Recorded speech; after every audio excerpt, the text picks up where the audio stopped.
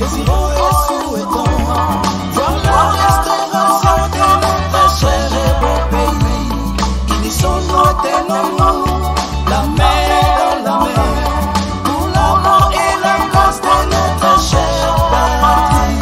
Suivons tous l'émission qui vise à réveiller l'éveil patriotique et l'amour de notre nation. Sous les vents du changement. Excellent week-end à tous et bienvenue sous les vents du changement. C'est toujours un réel plaisir de vous retrouver dans le cadre de cette émission Sous les vents du changement, votre émission. Et je vous remercie de votre fidélité, quoique nous ne sommes plus réguliers dans nos rendez-vous à cause d'autres occupations. Qu'à cela ne tienne, j'espère que vous ne m'en tenez pas rigueur. J'espère que vous allez tous bien et que vous tenez les coups malgré, vous le savez, les bouleversements qui se produisent ça et là dans notre monde, l'inflation qui bat son plein partout dans le monde, les crises politiques, les guerres, les inondations, les érosions, les tremblements de terre. C'est effrayant vraiment le monde dans lequel nous sommes en train de vivre. Et que dire sinon que se soutenir mutuellement en espérant que tout ira mieux. Oui, c'est encore possible car la grâce de notre Dieu est disponible, comme le dit la chanson de Gaël. Salutations fraternelles et cordiales à tous qui nous suivez, vous tous qui nous suivez à partir de mon cher pays, la République démocratique du Congo. À Boma, à Matadi, à Kinshasa, dans le Bandundu profond, à Lubumbashi, dans les Katanga, dans les Kasai, le 2 Kasai, partout à Kinshasa. Et vous aussi qui me suivez à partir de l'Europe, de Paris, de Bruxelles, partout ailleurs. Même nos amis qui ne sont pas congolais, qui aiment nous suivre aussi. Donc, je vous présente mes salutations et je vous dis merci de rester fidèle à l'émission Sous le vent du changement. Je veux voir rapidement qui sont là. Partagez l'émission, partagez l'émission. Abakouk est déjà là. Maman Nicole Mbele, bonsoir, bonsoir. Partagez l'émission, en tout cas, Maman Nicole, partagez l'émission pour que les gens viennent suivre notre émission. Une pensée pieuse aussi à tous nos frères de l'Est du pays, la République démocratique du Congo, qui sont, comme vous le savez, victimes des atrocités des guerres. Alors, une seule chose, une seule parole, une seule espérance, tenez bon, bien-aimés, car votre salut arrive à son terme. Donc, arrive le Seigneur, notre Dieu, a promis de consoler lui-même son peuple, les Congolais de la République démocratique du Congo. Car le salut, nous le croyons vraiment, que le salut de la RDC ne viendra ni de l'Orient, ni de l'Occident, mais de Dieu lui-même, qui s'est choisi une nouvelle race de personnes qui n'ont pas fléchi leurs genoux devant le Dieu Baal, de la corruption, de la méchanceté, de la haine, de la jalousie, et pour une seule mission, de ramener le cœur du peuple de Dieu vers son Créateur. Alors, bonsoir, bonsoir, bonsoir. C'est l'émission Sous les vents du changement. Merci. Je vois déjà des j'aime qui montent. Vous faites un bon travail. Merci vraiment. Merci de tout cœur. Nicole Banatata, merci. Merci pour le j'aime. Alors, la semaine passée, non, c'est pas la semaine passée. Il y a 2 semaines, quand nous étions live, donc tozala qui ensemble, to solo la ki na yaki na bino na masolo, na meka ki ko solo la na bandeko basi, oyo bazali ba communicatrice en ligne, autrement appelée ba chroniqueuse, ba communicatrice, ba coach, ba influenceuse. Na yaki pona pesa toli na bandeko basi parce que vraiment comportement to contenu ya ba message na bango ya communication na bango ezali vraiment kito côté ezali ko sungate ezali penza ko friser vraiment même l'humanité. ozomona eza ko sepelisa batute eza ko pesa vraiment pasi na mawa na opportunité oyo bandeko bazui ya ko communiquer na bonne information mais bandeko baza ko utiliser ngona ba moyen mususu oyo eza ko sepelisa batute eza ko pesa pasi na mawa. Alors je me suis dit pourquoi ne pas aller tout ce qui se dit bas ngana do bango tout haut, parce que ngai pe nazali moko wabino na utilisaka le même moyen pour na ya ko communiquer, pour na ya ko mema information. Alors je ne dis pas que je suis la meilleure de tous, mais il y a des fois des gens ne savent pas, peut-être tant wazo sa likambo msusu eza esengeli mutu aya ko la musaye ko talisaye que ndeko likambo na za ko sala ngoma mute. Alors yango nazwa ki responsabilité na ya kosoa na bandeko na ngai ya basi, surtout beaucoup plus ya ba communauté na ngai, pona nini te to meka ko changer narratif na contenu ya ba message na biso tango nyonso toza koleka na ba réseaux sociaux, ezala na YouTube, ezala na Facebook, ezala TikTok, ezala na Instagram, ezala moyen nyonso oyo epesameli lelo pona ndeko yeba ko pesa communication yeba ko informer. Alors na yaki pona meka kosoa na bandeko basi. Ce soir nous restons sur la même lancée, tokotika la kakawana ndenge na lobaki la fois passée tokozongela, mais cette fois-ci nous allons parler bomoni titre na ngai na likambo eza ko kende kaka sur la même lancée. Donc eza likambo ya désinformation oyo ezali en fait une anti-valeur na kati ya société oyo esengeli biso tolongola lolenge tokendaka epai ya badentiste soki lino ezwi kari balongola lino wana, parce que soki balongoli yango te eya kobebisa mino nyonso, alors ya koma problème.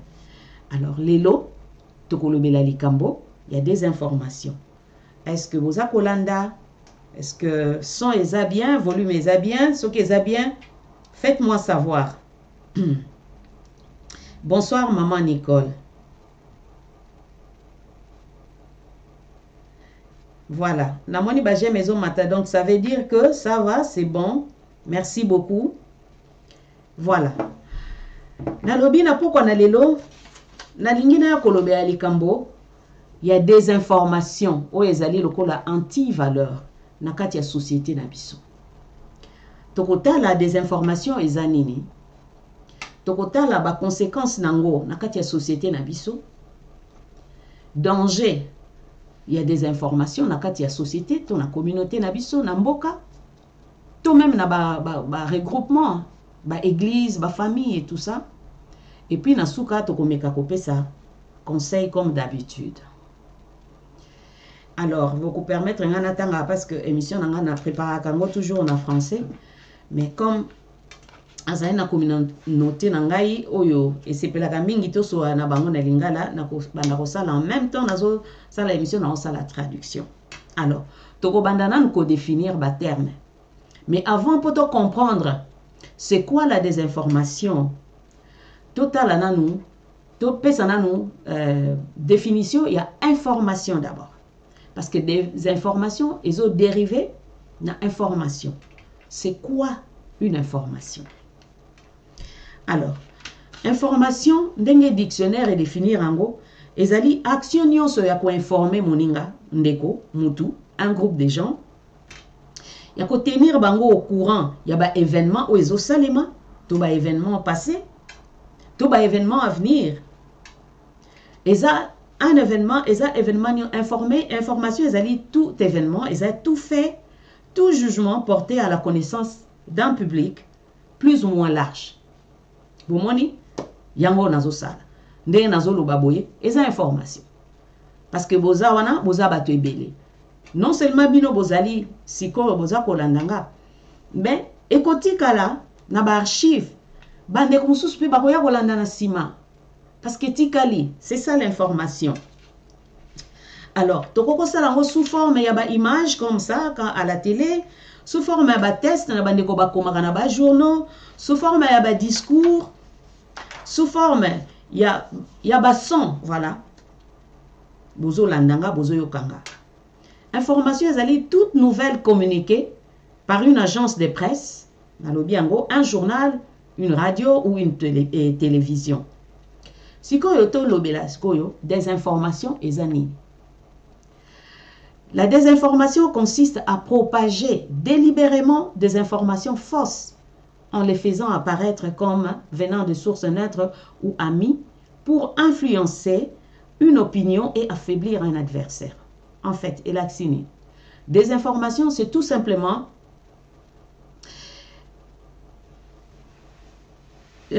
information oyo. Ezali d'abord fausse, ezali soloté. Ezali une information fausse. Ndekwalingi ape sango kaka soit ayebite, mais azui kaka na parti à rumeur, ayebite, asalengo exprès.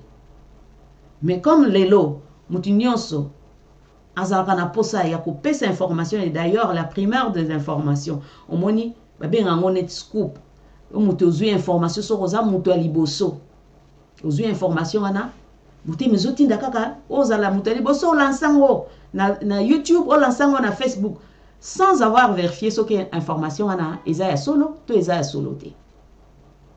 Par exemple, eza ya belé tokolo belango, et d'ailleurs sur les conséquences. Des informations, ezali ba nouvelle to ba histoire, oyo tozali ko retrouver na ba internet, na ba télévision, na ba radio, ba fausse information, oyo ezali créer, pe ba partager ngo, pour na ko causer préjudice, soit na mutu, soit na un groupe de personnes. Tokomona comment. Alors, les fausses nouvelles, ba information donc pour na ko désinformer, puisqu'on parle de la désinformation, tu utilises ça, surtout dans le monde où il y a avancée technologique, Internet est comme un moyen vraiment par excellence. Les médias est comme un moyen par excellence, les médias sociaux, pour couper sa information, il y a mabé to ba fausse information. Oyo, mbala moko pe balo qui est comme ba information moko ya solo. Est-ce que c'est une autre forme de business? Na kati internet, bikambo il y a des informations. Lelo bande konanga réseaux sociaux et comme lokola entreprise et pas iwapi mutu nyonso bilanga. Mutu nyonso aninke ya ko se faire une renommée, aningi aya ko se faire de l'argent pour certaines personnes, hein, en fait. Parce que YouTube peut à foutre à tout. Ça dépend selon ma vue. Il y a battu bazokota. Alors, il suffit seulement d'avoir caméra moko ya bien, micro moko ya bien, moi laptop nayo, toi un ordinateur nayo, okomi nayo communicateur, okomi nayo journaliste, okomi nayo chroniqueur, okomi nayo coach, okomi influenceur. Boye bikakati. Urgent, urgent, urgent, urgent. Nzambe. Yindi. Bokoto. Bandeko. Avant de continuer, dans les Natal Sabino, moi, extrêmement boya vidéo moko. Après, tu as la masolo. Et au sein, la moi noir pour na transiter na scène moko, na scène wana mususu. Entre-temps, please, vous partagez. Vous benga bandeko pe baninga, parce que makambo to lobela, c'est important pour la bisonyo stoye bango. Nako tali sabino moi vidéo moko o eza ko illustrer makambo o naza ko loba na sima to continuer émission. Boza ananga nazo kende ko luka esika na chaki nini yango pardon.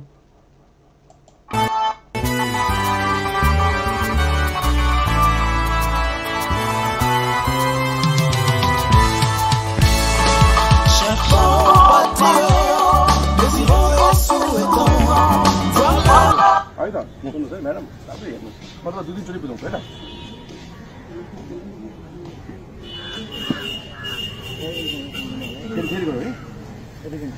Oh là là. Come on. Voilà. Voilà, c'est ça. C'est l'image que je voulais vous montrer. Bolandango, Nassima, Torozonge la émission Nabiso. En même temps, beau partager, beau partager, beau partager. Hello, sweetie. Hello, papa Jérôme. Merci de partager l'émission. Grâce à Keseka, bonsoir. Bolanda, en même temps, Bolanda. Bolanda image, Bolandango très bien.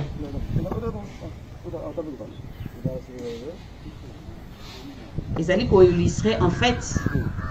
Oyo, Tozo le Belana, pourquoi on a l'élo, Likambo, il y a des informations.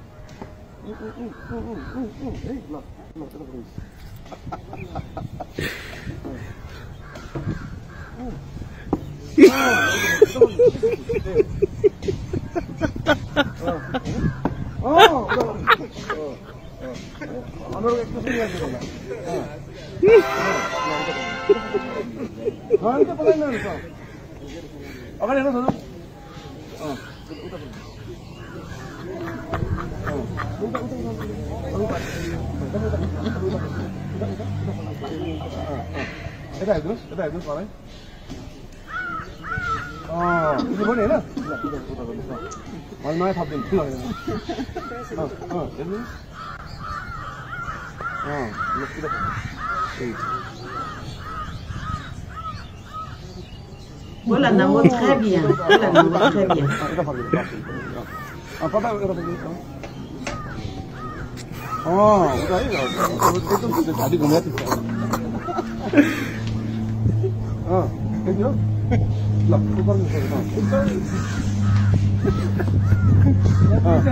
Belum no?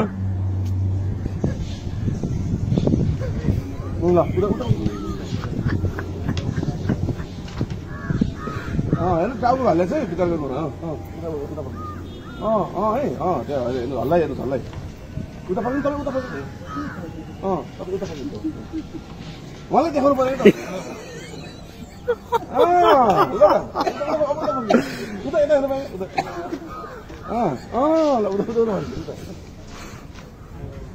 Lah udah. Udah pakai.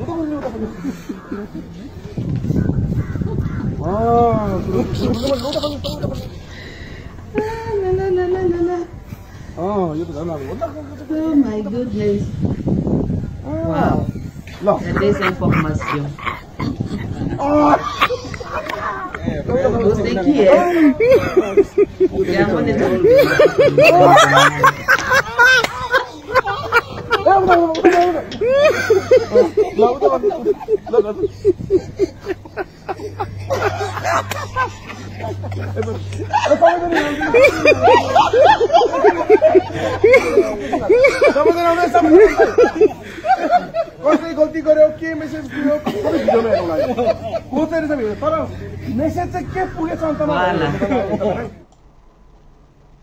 Bomoni bandeko nanga. Na moni bandeko boseki seki awa, na moni mama Kumbi Malosa seki. Mama Nicole Mbele a seki bomoni bo comprendre. Bandeko. Toujours le belali kambo ya des informations sur internet et comme il la business et comme il la bilanga moko boye et pas wapi batu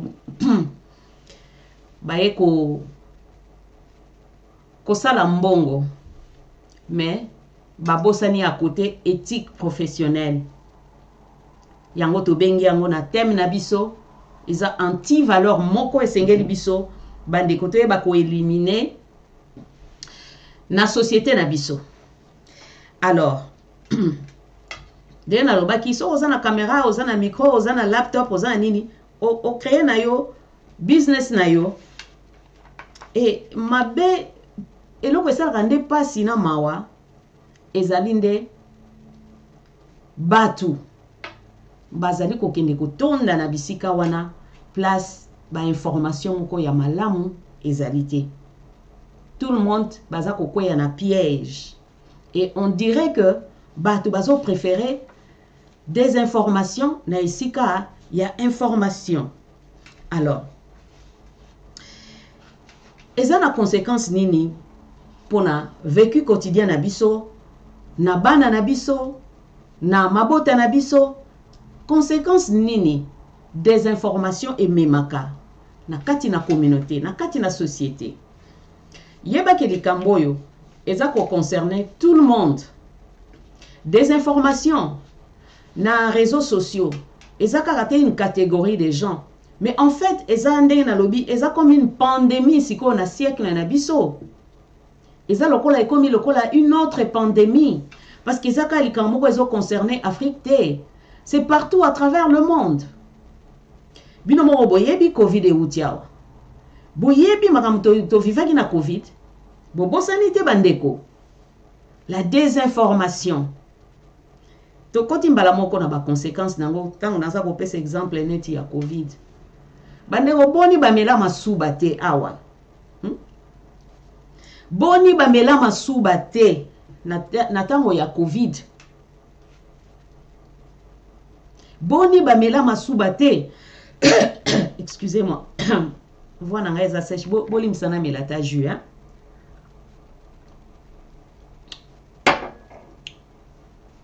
Bato ebele bamela masuba bandeko na ngai. Pona nini?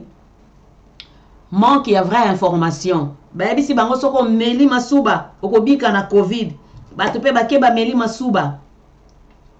Or masuba na explikaki yango na émission moko bandeko babengisa yenga na DM5 TV pona expliquer en tant qu'infirmière. Ndeko Magali Fef na pesi yombote soko olandi émission oyo. Atuna ranga pe question wana. Masuba biso na musala na biso ezalaka moyen et permettra biso to yeba par exemple ceux qui mutaza ba infection urinaire et cause la pas indication ya maladie moko ozana ngona kati tant to sala ba test ya masuba wana tango sali yango omoni na o eza normal et bimi normal na o eza abnormal et ko ko indiquer que mutoyo azo sala ba infection urinaire mutoyo à cause de la diabétique mutoyo à cause na acute kidney injury donc comment on appelle ça en français? Donc, insuffisance rénale, par exemple. Mais Batoba Mela Kango. Pourquoi? Parce qu'ils n'ont pas reçu la bonne information. Bah, désinformés. Et puis, dans Covid Kakawana, Makambo Boni Toyokate. Non, bazo éliminer mon kilimo bimba. Boye bibi no moko ba version on a pona kota na katite mais on peut ça ba exemple. Il y a des informations. Batu mingi kutu o baza ko sambela te bakoma iko sambela. Pour fin du monde batu nyonso o ba ozata ba moni information nango et s'avérer nango vrai te bazongeli na bango banzela na bango akala, n'est-ce pas? Des informations. Et ça vraiment anti-valeur moko. O ezali ko sunga société te, ezali ko sunga communauté te. Surtout pour na part na biso, mboka na biso Congo, o tolingi to reconstruire. Alors, conséquence nini, il y a des informations na vie na biso il y a chaque jour. Ezala atana ba amitié. Vraiment soko za na moninga moko, o ya pesa yo ba information moko ya mabe ya lokuta. Toza awa. Est-ce que soko yoko comprendre que mutu wana azane mutu lokuta ayela koka makambo lokuta ba information moko lokuta oyebi batonga ki okuna oyebi o sala ka oboye même ko lo comprendre vérité et lo konine salaka mais entre-temps il causait déjà ba dégâts peut-être ko yina muninga sans le vouloir sans le savoir que ba elo ba information moko ya mabe contre muninga yo po yina muninga nzokande ezaki nango vérité na ba église na biso boni ba prophète des malheurs bazali ko prophétiser biso tongo midi pourquoi na ba fausse information ba désinformer la Bible ba désinformer la Bible parce que des informations elles ont concerné kaka ba réseaux sociaux partout problème ouais des informations ça vraiment anti-valeur moko o eko faire avancer mokilité eko faire avancer ba communauté. Exemple église ba pasteur est belé ba déformer la vérité. Ba comme ko pesa batu ba sous vérité. O tia photo nanga na ndako na yo soko on a butu problème et comme elio tala photo nanga belela ozwa lobiko. C'est ça la vérité? C'est ça que la Bible dit. Bon, moi, il va former des informations. Et ça est belé partout dans la société. Et ça est belé partout dans le monde. Ça, alors, Batou, Bazali Sousouna, somoté, il y a que soigner personnalité. Hein? Moutoua koya vraiment na Facebook, na YouTube, à ça qu'on met information. Ayebi na ye. Mingi baye bakate. Mais tant que baya koye bake, information même qui ezaki a soloté. Ba oyo bazali honnête bazonga kabalo ba aboli misanga information ana pesa kibino ezala ki a soloté. Mais mingi basala yango ba yebi na bango keza ya solo, eza ya soloté, mais amemi yango kaka pour cause peut-être ya ko nuire moninga, to ya ko nuire communauté ou un groupe de personnes. Par exemple naka ya politique. Il y a un groupe politique. Au mona groupe politique wana ba yo kana tena groupe politique oyo ba ko fonder ba information ba fonder ba makambo et puis le comble bazo utiliser pe ba journalistes qui sont censés donner la vraie information. Oh baza crédible, oh bato ba moni bango bandimi mbala moko ke information de quoi apesi. Et ça une très bonne information. Alors ba conséquence eza vraiment néfaste na kati ya société yango tozo ko lobela awa. Donc mutu andimi a brader personnalité na ye likolo ya mbongo pona cause ya des informations pour satisfaire ba désir ya mutu moko o ya lié mauvaise information to fausse information pona ko nuire na baninga. Batu bazali susu na éthique professionnelle te na o etali la communication na o etali la façon de transmettre l'information la vraie. Alors tout le monde alors bakomi na bango. Donc pour le besoin d'argent, comme j'ai dit tantôt, pour le besoin d'argent, pour le besoin de célébrité, pour se faire voir, pour se faire connaître, nyonso ka bakolokota bazui yango kakale babwaki na ba réseaux sociaux. C'est vrai. Qu'on peut cette information c'est inné. Tout le monde veut communiquer. Moutounion sa zakana posa, hein? A solola to ayebisa batu. Mais est-ce que oyo zoloba, oyo zoko communiquer, c'est la bonne information? Est-ce que avant tant ozui information, ndenge to landa bande qu'on a biso mususu sur YouTube, matière ekoti. Quelle matière? Matière ekoti, en tout cas matière ekoti. Kalate nazo bois que la bino ba matière. Des informations. Namboka na biso Congo. Tozana chaque jour ndenge na lobaka. Hit parade tozaka lokwa batmo tozana hit parade. C'est comme mikolo makambo eza koleka eza ndeko na biso ya journaliste o bakabwani na mwasi na ye. Mais Dieu seul sait, Dieu seul connaît la vérité. Nakati ya makambwana. Mais quand on a YouTube, quand on a Facebook, tala ba version.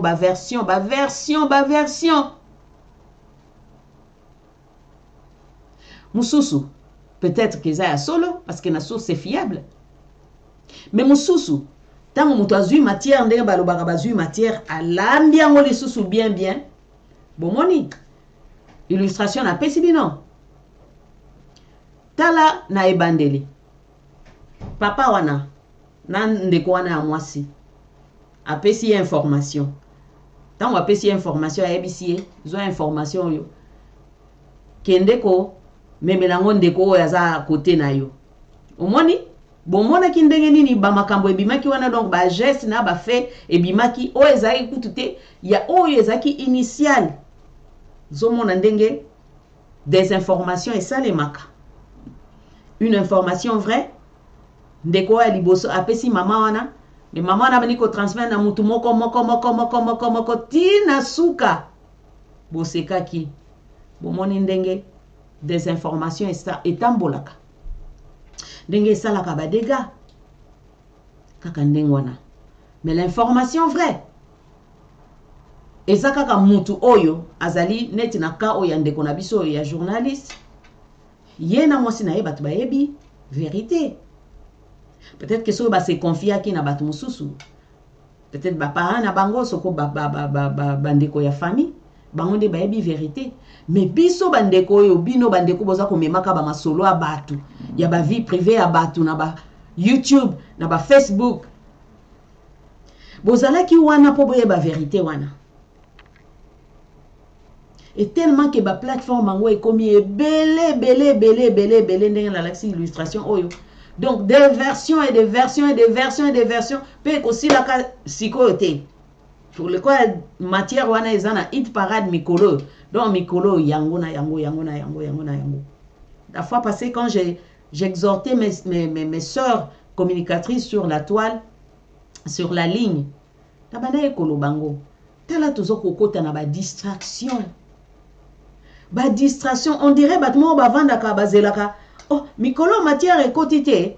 Ce qui peut matière et quotité, bango moko ba inventer ka matière à partir ka likam moko boye, ba inventer na bango po na komema neti likambo moko na société. Pardon, sur Facebook. Un moment, na moni neti ni nanga. C'est bon hein? Pardon. Namoni moi nini moko esalemi, on dirait moi vide moko esalemi. Faites-moi savoir ce qui naza bien.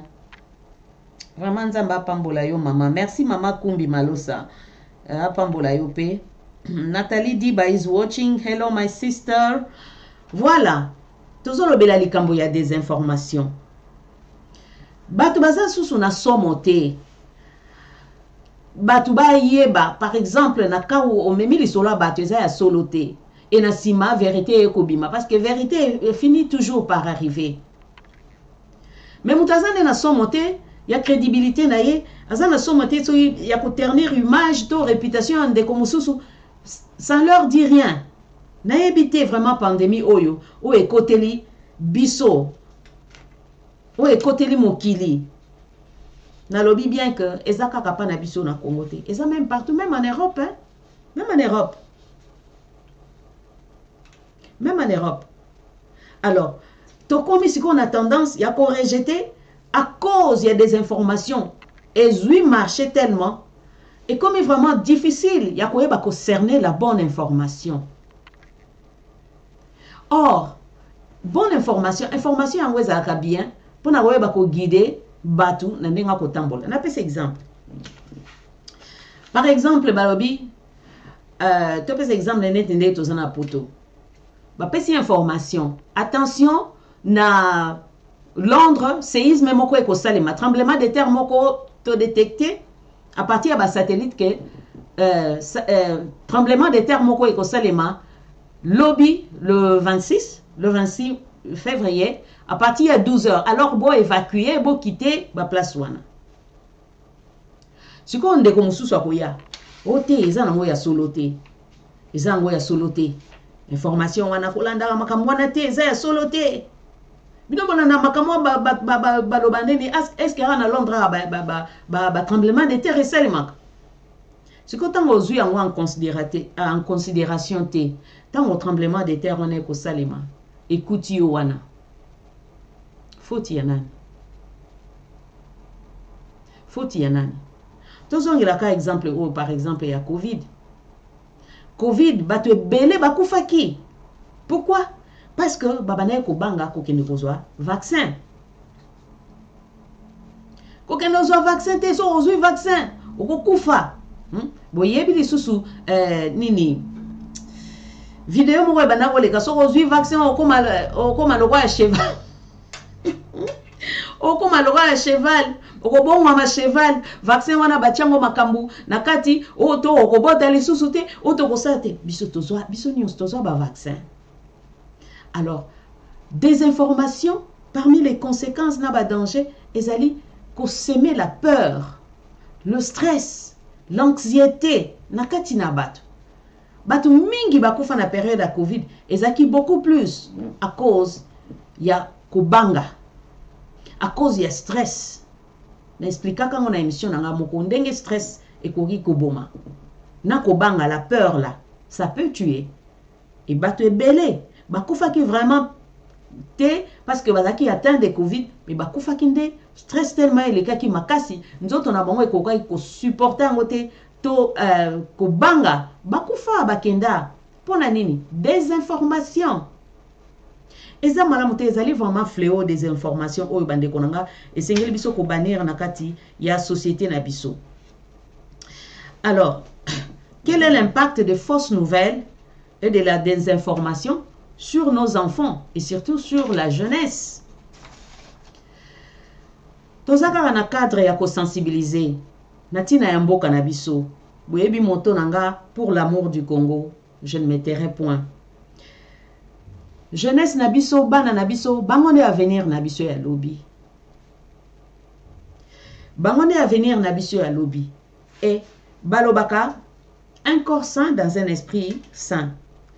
Tant que tu as exposé bana na biso, to jeunesse na biso, na ba désinformation. Ezali ko réduire kati na bango confiance na ba média, na ba newspaper, tout même na ba réseaux sociaux. Parce que vous savez, nos enfants, na période oyo, beaucoup plus net na bana oya diaspora ou bazana Europe. Bana biso beaucoup plus d'informations ba trouver ango sur l'internet. Baza bateau, baza vraiment na connaissance moko développée sur l'internet. Imaginez-vous un peu que moi na azako luka information. Ake na internet pour aluka information et que ake ko kuta na information na zoluka akutani na désinformation. Comme les enfants, bazaka, comment on peut dire, baza naïf. Et a eu information à gobengo. Comme par les temps qui courent, bazo yebisa bana na ba école qui ko changer na yo sexe, ils ont un gros problème té. Ils ont un gros problème té oyebi, so ko changer na yo sexe, ils ont will free na yo, ils ont volonté na yo moko so za ka mobile ko koma no mwana mwasi eh. So za no mwana mwasi ko koma no mwana mobile. C'est vrai, ce n'est pas une désinformation, mais en quelque sorte, osa ko détruire mwana oyo abandi vie. Oyo azali ko cheminer sur le chemin ya vie. Oyo akolina noté. Ou man déjà ko désinformer na âge ya kibo mwana que plus tard peut-être aya ko regretter. Mais alors que nous savons que la parole de Dieu azote de melaba makamonyon soana. Pour ce moment, on a des conséquences. Nabo moyabana na biso. Tango tozali ko pesa ba information o ezali vrai te. Na kati ya ba réseaux sociaux, na kati na ba télévision na biso, ba publicité to mona ngwe ebele na ba télévision. Te mela ju oyo e ko pesa yo énergie. Ba publicité. Mais ba pesi ba yebisi te ke na kati ya ju wana etonda na sucre makasi.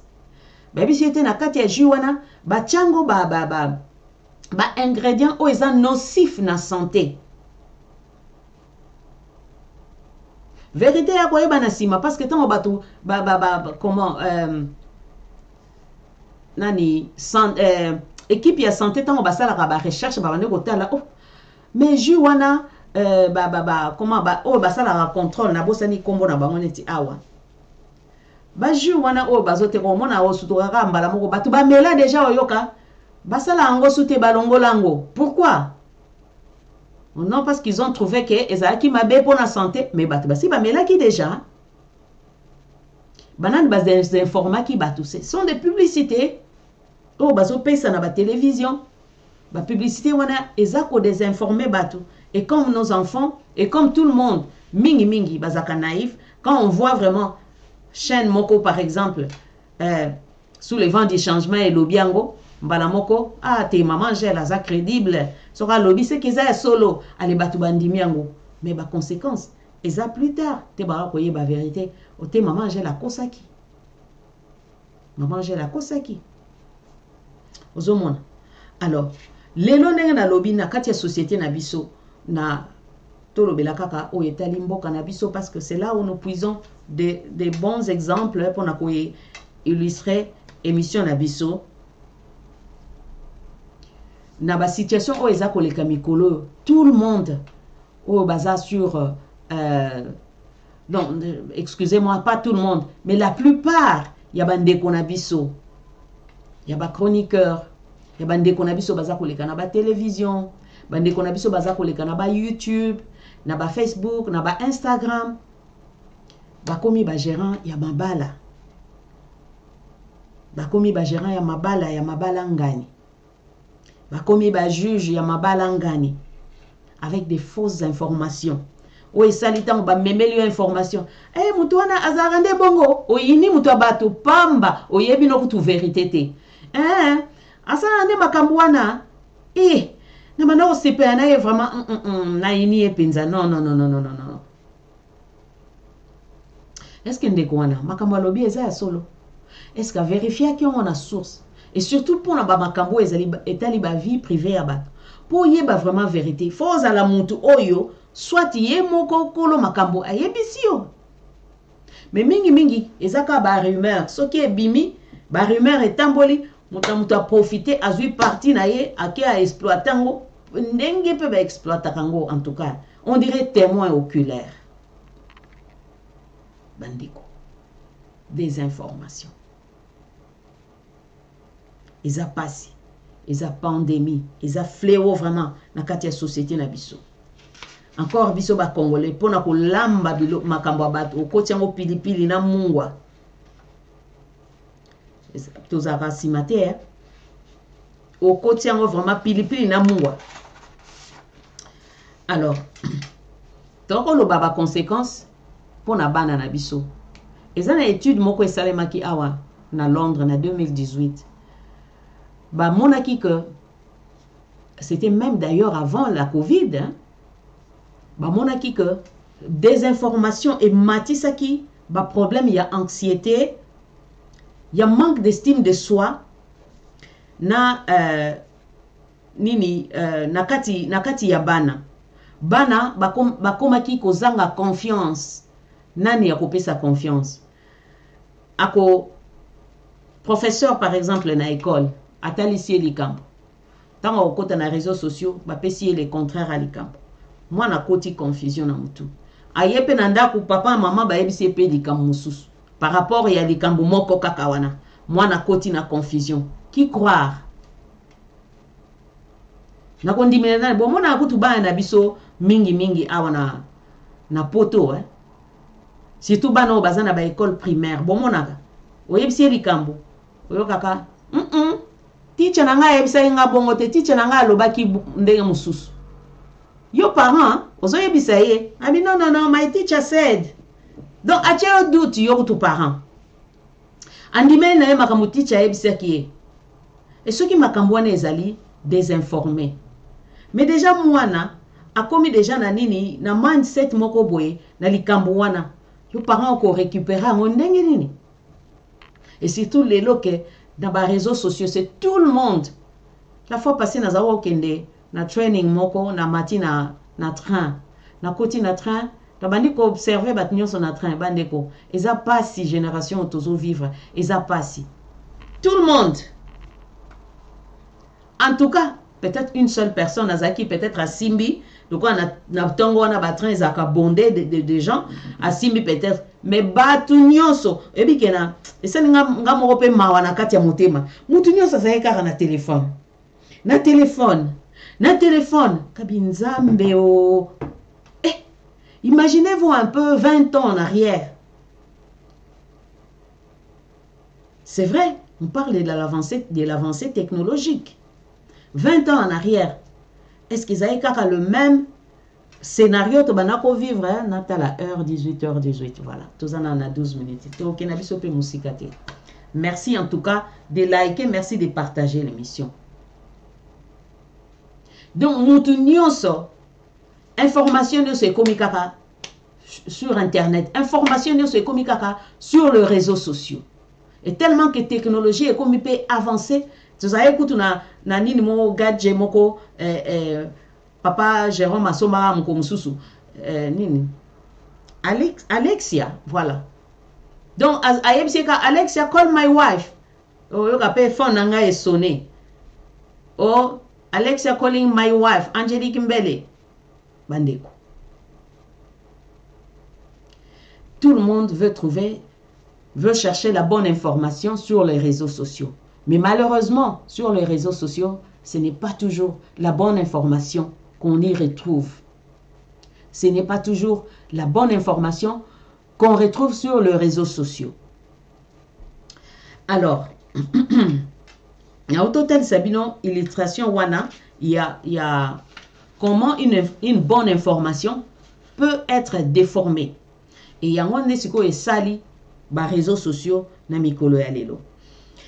Alors, na règle générale, puisque tu as kolobela likambo ya bana confiance baza susu na mutu akochela ya kopesa confiance te.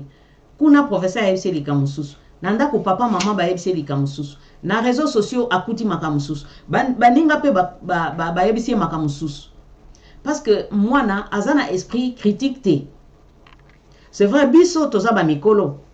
To komi déjà pour comprendre. Peut-être par exemple en un terme où il y a des informations. To yebi déjà ko ça la jugement. Chaîne wana eza malamu te. Et le ba information est bien te. Soki kaka au moni chaîne ngo au moni au zappé. Pourquoi? Parce que ça l'est déjà critique par rapport à par rapport à expérience précédente. Oh, ils allaient récurrente quoi, ils osent comprendre que chaîne wana balobana bango ka lokuta to ndeko wana chroniqueuse wana ye makamuna eka lokuta. Alors que ça déjà esprit critique au landarasu makamuna te, mais bana te mwana ndimelaka nyonso. Alors tant wa komi bité na circonstance na situation oyo mwana ko perdre confiance en soi, estime en soi, akoyeba susute nani ako ndimela. Alors il y a une confusion na kati ya mwana.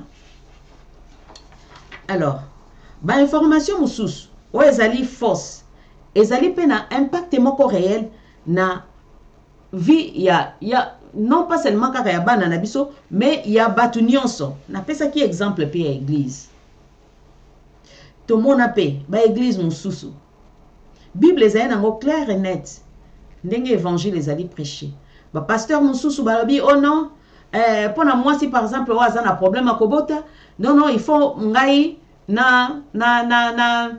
comment na yeba yo nanu parce que sémence nanga spirituelle yango nde ko déclencher comment fécondité katina yo. Est-ce que science explique ndengwana bazo désinformer bat. Or la science même n'a pas expliqué ça de cette manière. Et la Bible même n'a pas dit ça de cette manière. Mais batou, parce que bazali pas bien informé, batou ba komi kondima. Batou ba komi kondima. Pour nanini, question à des informations. Pandémie vraiment bande konangai. Un réel pandémie. Alors, il est très important. Toye baba parents. Toye ba ko éduquer bana na biso. Toye ba ko préserver bana na biso. Surtout na siècle oyo. Siècle oyo. Ils ont vraiment pas si cause à la parent. Ils ont vraiment pas si qu'on vivre dans quatre siècle oyo, peut qu'on garder intégrité. Ils ont vraiment pas si dans siècle oyo, il y a qu'on sombrer dans banti valeur té. Ils ont des devoirs na yo parents. Il y a qu'on yeba qu'on comment qu'on orienter qu'on solo la kana bana qu'on orienter bana na yo qu'on yebi sa bango ete keba information nyon sutute esengeli yokozwa ezala euta pa camarade ezala euta ozu yango na ba réseaux sociaux ezala ozu yango na télévision information nyon sutute et puis kozala toujours muto ko senga kozala comment close confident na bana koyeba bana bazala libre ya kosolola kana yo parents koyebisa yo ba makambo mususu parce que zana bana mususu ayeba ba makambo yo parents oyeba kate anjoka ko yeba conséquences nango néfaste au sutuki Alors il faut to solo la gana bana to comme ça bango ba ami pour ba baka ko s'ouvrir na biso ba ba ko se confier na biso ce qui dilemme moko akuta nango dika moko ezo confuse ye aye ba ko se confier na yo parents oye ba pe ko orienter ye po na vie na yo to lobi ndenge ba organisation politique ba groupe politique ba utilisaka des informations pour na ko nuire na ba adversaire na bango. Exemple les légion na mboka na biso ongai muto alamuka ongai muto akuna. D'ailleurs na période où toza nango ya ba enrôlement toza kolanda ba information ote bakangaki bato moko kuna na ba carte d'électeur o basalaki boye o kuna kutu ba photo ezo bima lokola ba makaku bas des informations pour nini na but kaka ya konuire. Et ça fait exprès. Puis ça va tout la bonne information. Oh, bokeba. Basi bazui goma. Des informations. Pour nanini, kolongola batu, espoir. Kopesa batu, kobanga, anxiété. Na Congo central kuna, na Manango, ba monaki groupe moka ba Rwandais, ba Koti. Bandeko. Un véritable fléau na katia siècle oyo des informations. Na cadre kaka ya kopesa conseil na ye lisusu bandeko na ngai. Toyeba ko sala différence. Bandeko nyonso toza koleka na ba réseaux sociaux. Toyeba ko vérifier ba information. Toza ko memela bato. C'est vrai, ba source d'information nyonso to eza fiabilité. Ba koko pesa information moni yango pe otali yango o ezo semblait quand même bonne information. Mais tant oyo koyeba vérité, zala na modestie. Les cas bandeko bomoni muko wana na yebisa kibino makambo boye mais en fait ezalaki bongote na ye ko corriger ezaki bongote bolingisanga ngape ba pesa nga information mais na ye ko comprendre que ezalaki lokuta tala la vraie version des faits yangoyo. C'est ça l'éthique professionnelle. Il y a journalisme oyo biso nyos to linto koma ba journaliste lelo to koma ba communicateur lelo. C'est ça en fait l'éthique. Alors, batu mingi, ba créer ba faux compte, ba créer ba faux compte pour na besoin na lobaki ya ba vue. Na besoin ya ba vue. Est-ce que boza ko mona te bino moko? Boza ko mona te bino moko na bandeko baza ko leka na ba YouTube. Oyo ba memaka mingi ba mauvaise information ba désinformaka information. Tel nano ba nombre ba vu na bango. C'est à craindre. Okomona mutu mususu 100 000 cas. Donc 100 000 vues. 100 000 abonnés. 53 000 abonnés. Siko yonde ko wana ozana ba vues, to na ba abonnés ya lolenge ya ebele ya ndengwana. Soki musala na yo ko memela ka bango ba information mabe. Ozo mona impact oyo ozo sala na ba vie na bango. Ozo na influence moko makasi ndenge na lobaki yango il y a 2 semaines passées na émission. Ozo na influence moko parce que tu influences leur vie. Ozo influencer mental na bango. Po bandimela parce que ba omono quand même une personne sérieuse ndenge ozo paraître. Mais tant ozo memela bango des informations. Est-ce que ozo mona te na danger oyo yo oza komema kati na bomo ya bandeko wana? Yo ozotala mbongo. Ozotala peut-être célébrité. Oyebana. Pour neti na mikola lelo batinyo kaka bakomi kaka. Ah, nasalaki 15 000 vues, hein? Nasalaki 20 000 vues. C'est tout ce qui intéresse. Le problème c'est qu'à la recherche il y a ba vues. On peut apporter tout. De tout et de rien. Juste pour le besoin de vues. Bah, même les binons n'importe quoi. La désinformation. Bah, faux compte. Dans les réseaux sociaux. Pour na koye baka konuire bato. Okomona mutu mususu tonde ka mususu asengi yo amitié. Peut-être na Facebook. Au côté na profil, on moni quand même c'est une personne. Boneti babiso boy to sara ba émission. Olobi ah peut-être alanda nga na émission moko asepela ki na émission, peut-être yango asenga friendship oyambi ndeko wana tango yamba ndeko wana nzoka nde ye mutu akoya kopirate yo compte na yo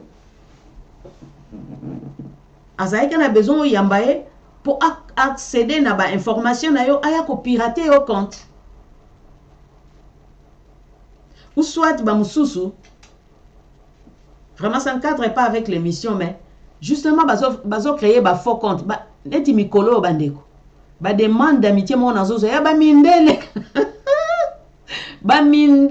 bamindele so kana monika mundele nazwi na remove na moni nazwi na longoli ngabi oyo bazolinga bakota na compte nanga po ba pirate ngai pona mona te en tout cas ba noir bazana bango mais bamindele oyo ba Jacques ba Jean ba Léonard ba nani so kana moni na ba célébrité mususu o aza star ya Nollywood o ba star ya football ce qui na monika kana longoli parce que na yebi en fait ce sont des faux comptes ba compte moko ya mabe ya lokuta pona nini ko bomba mana sima ya elongi parce que tu penses que batunyo so bazane en certain moment David Beckham balamona yambie o David Beckham to Samuel Eto'o. C'est ça le monde dans lequel nous vivons aujourd'hui. La désinformation. Une anti-valeur. Il y a qu'au bannir dans la société nabiso. C'est pas facile. Pour le coup, les amis, si c'est déjà. C'est pas facile. Mais avec de la volonté, avec la sensibilisation, tu peux gagner quelques âmes perdues dans le monde. Tu peux gagner bango. Et en ce qui concerne notre pays, nous comptons sur l'expertise. Il y a Conseil supérieur, il y a audiovisuel et la communication, présidé par notre frère Christian Bosembe, qui, je crois, a ça quand même une bonne vision. À quoi peut-être qu'on mettre un peu de l'ordre dans le monde audiovisuel. Dans le monde, il y a des réseaux sociaux pour na bana ya Congo. Ça fait vraiment très mal. Même dans Twitter. Hein? Ça fait vraiment très mal. Parce que dans la plateforme sur Twitter, il y a un peu plateforme par excellence. Il y a quand même moins l'icolo parce que là, vous retrouvez des présidents des pays. Kagame bazakuna, Fati bazakuna, Nyonso bazakuna, de grandes personnalités bazakuna. Mais ça fait très mal. Au lobby, bon, naki ma Instagram, naki nanga na Twitter, parce que là peut-être je vais retrouver batumoko boye, bazako réfléchir, hein, na ba situation à vie, bazo mema, sujet moko boye, il y a réflexion sur la vie, sur le développement, sur l'épanouissement. Mais au côté qu'on a aucun recours à sous bouzo, bakuna na kati vraiment. Est-ce que tu as me la wapi? Est-ce que technologie en ouais ça les makaka po na mabe? Pour te verser na mabe? Yango na lobela ki la fois passée na kopé sa conseil na bande konabiso. Et un moyen moko très efficace. Et un moyen moko même pour gagner des âmes. Na télé sibino na début, il y a locution na ngai. Que le monde dans lequel nous vivons aujourd'hui, t'as là cri de guerre, t'as là inondation, t'as là érosion, t'as là tremblement de terre.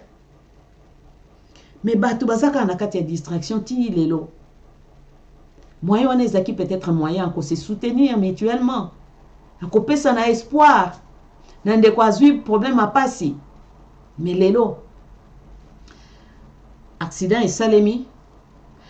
Ndeko peut-être zako bundana na on a kati moté maté mais moninga azui téléphone abaniko filmer pour azwa primeur et information et accident moko salemi awa somo batu bakufi mais à côté de lui il y a une personne qui gît encore azana nkopema peut-être so iba salier cardio-pulmonary ressuscitation il y a cœur mutona coré peut-être kubika. Mais parce qu'on veut avoir l'information. Parce qu'on veut informer. Tokomi ko bossa na ba éthique mususu. Tokomi ko bossa na kibomoto. Ye wana bambiango. Abwaki yango na Facebook. Bongo ba problème, ya ba mutakalisation. Bongo ba problème, ya ba sextape. Tomoni yango te na mboka na biso. Mususu kutu, omoni vraiment azui voix ya mutu.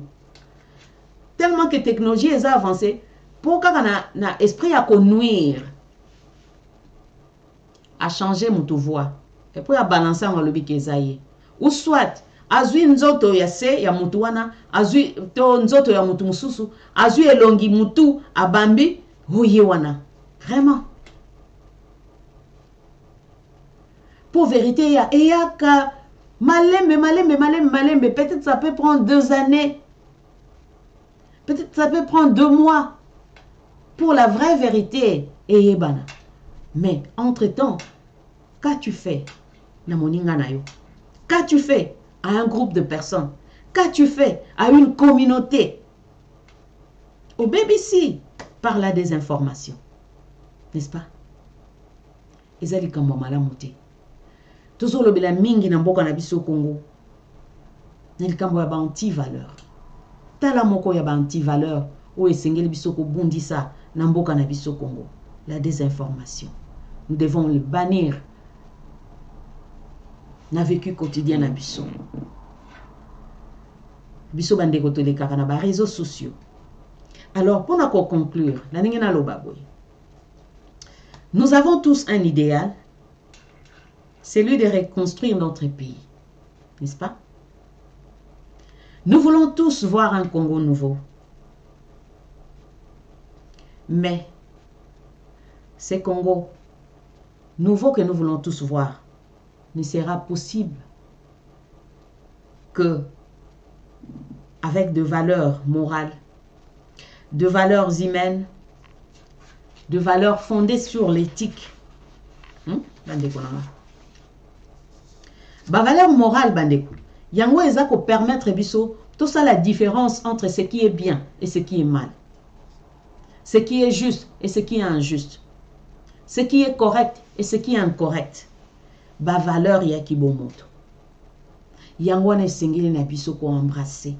Yango na sengeli na biso ko zwa. Eza très important pour toyeba ko vivre na kati ya société. Et ça la kamalam, n'est-ce pas? Bolingo. N'est-ce pas que c'est Eza Domo Kitoko?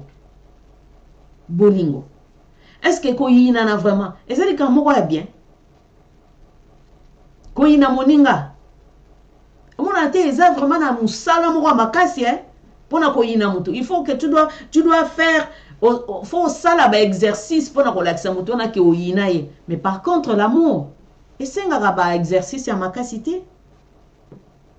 Ba valeur ya kibomoto est important dans la lobby pour la coexistence sociale et harmonieuse kat na biso.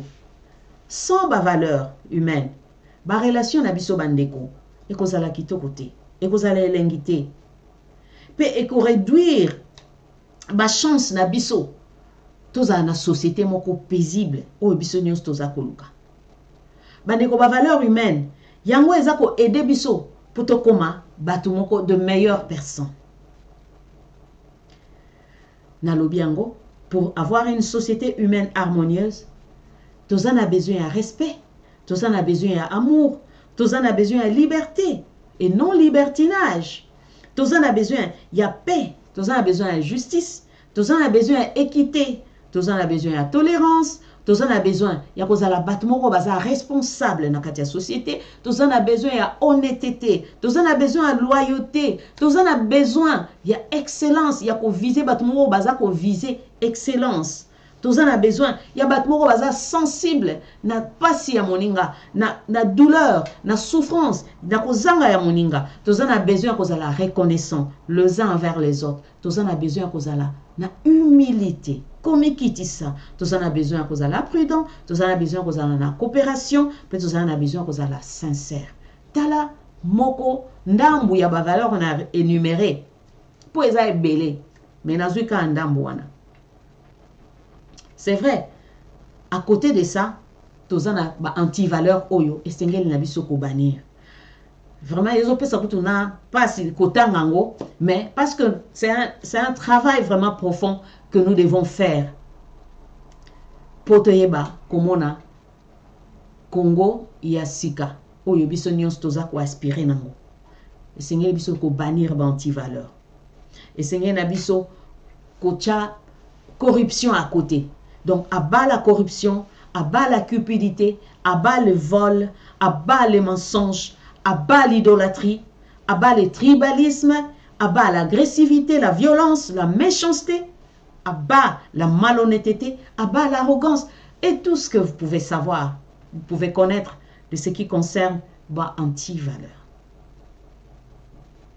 Pour l'amour du Congo, je ne m'étairai point.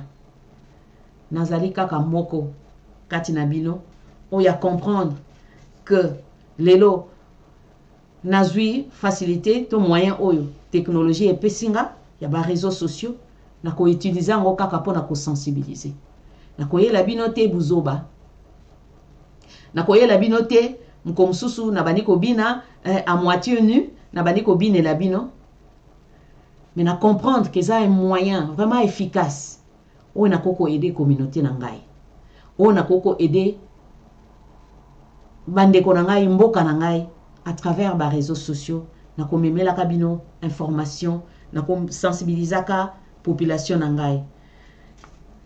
Na pesi bino isusu mbote, pe na pesi bino isusu merci, ne bozala ki ebele pour na koya kolanda ngai, tout déborder na 10 minutes. Merci en tout cas, vous étiez nombreux. Bossa la office ya ko partager émission oyo. Ndeko moko akoyoka, akoyeba kozwa mayele, akoyeba pe komi kebisa.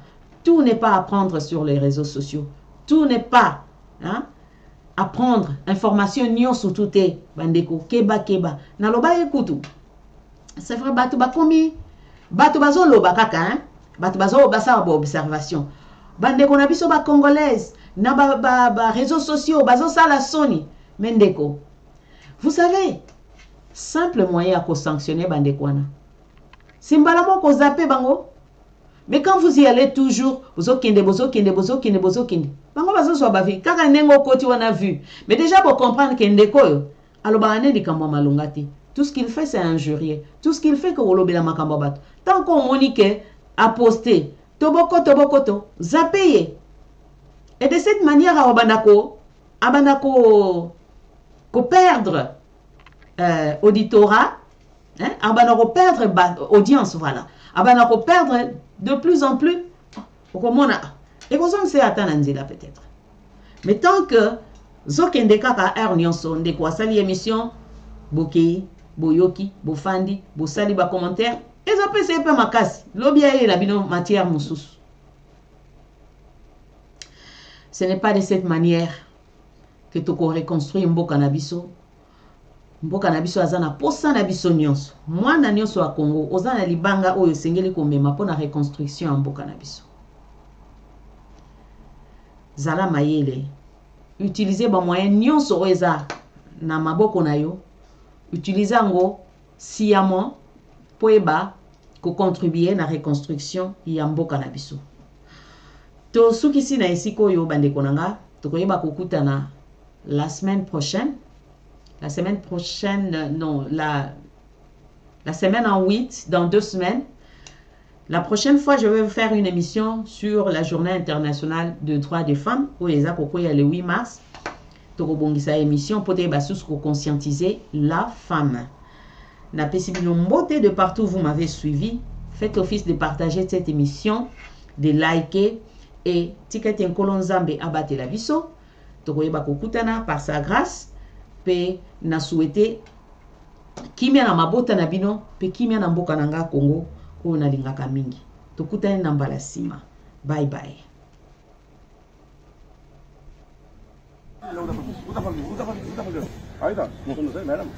Article bino susu vidéo obota lango li susu ko bomona ndenge des informations et salema tokutane na mbala sima. Bye. Udah kotor, Kita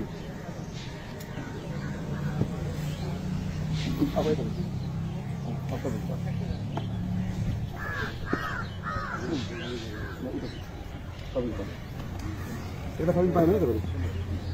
Oh, lepas itu.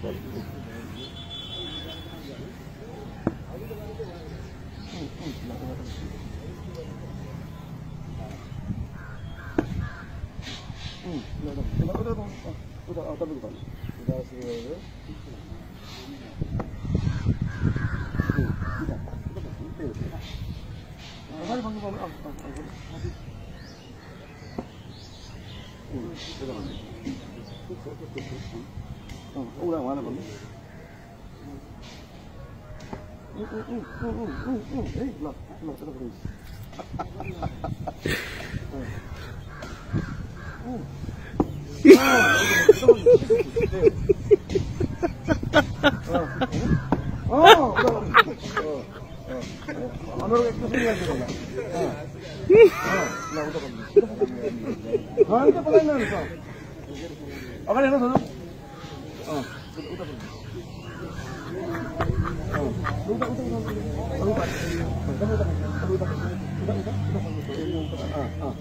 Lah, terus. Kita terus paling. Ini boleh lah. Udah. Mana yang habis tu lah. Jadi. Kita.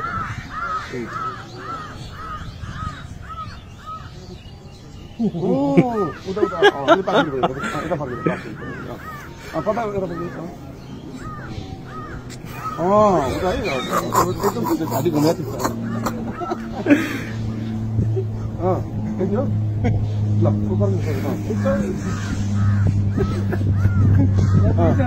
belum no? Udah. Ini tahu lah, lesnya kita lihat mana. Ini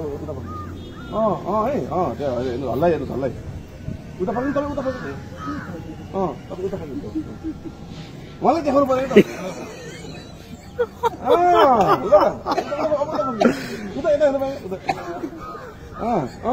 Itu dah lah.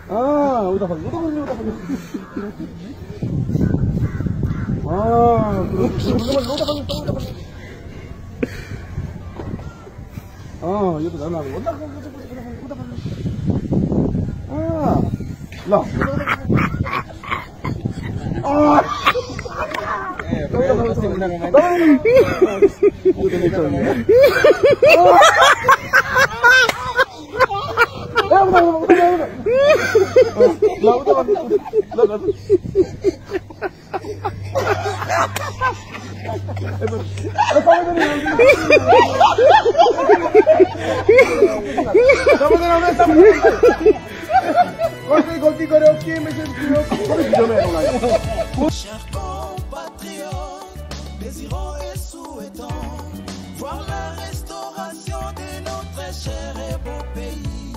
Unissons-nous et tenons-nous la main dans la main pour l'amour et la cause de notre chère patrie. Suivons tous les missions qui visent à réveiller l'éveil patriotique et l'amour de notre nation.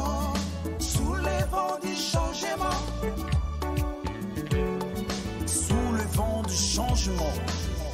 pour redorer le blason de notre cher et beau pays Congo.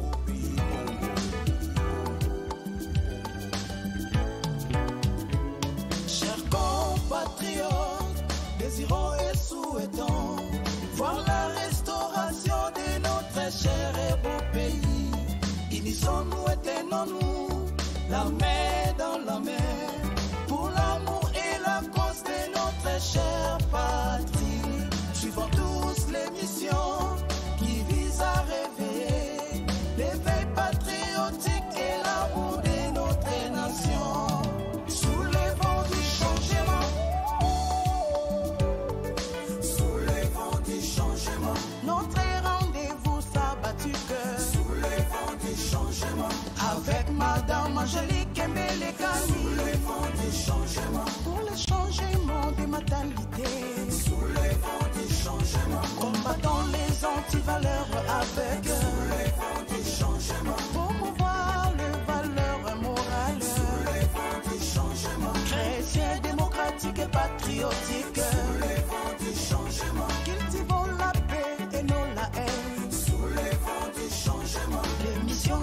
sensibiliser, informer, éduquer. Des changements.